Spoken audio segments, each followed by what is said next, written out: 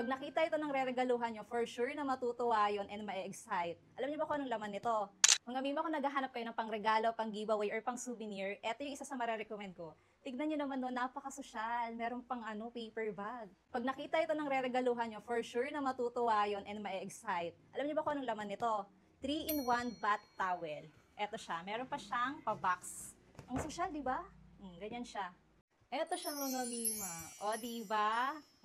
3-in-1 bath towel set siya. Microfiber towel to Ayan. Tapos may dalawang maliit. Di ba?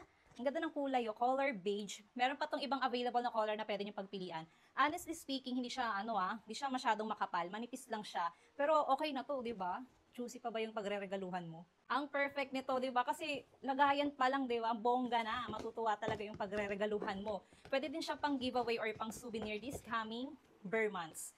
Yung pinaka-box nito mga mima, nakatupi pa siya, i-assemble nyo pa siya. Madali lang naman, papakita ko sa inyo kung paano i-assemble. So ganito siya mga mimazor kapag dumating sa inyo, nakatupi pa siya, kayo na lang yung mag-a-assemble or magbubuo ng box. Perfect talaga to pang regalo, pang giveaway, or pang souvenir sa mga event ngayon darating na Burr months. For sure, pag nakita to ng re-regaluhan mo talaga, aakalahan niya na napakamahal nito, pero wag ka, napaka-affordable lang nito. Tignan mo dyan sa yellow basket ko. Magugulat ka talaga sa price. Nako mga mimazor, ngayon pa lang mag-order na kayo nito kasi ang bilis maubos ng stock nito.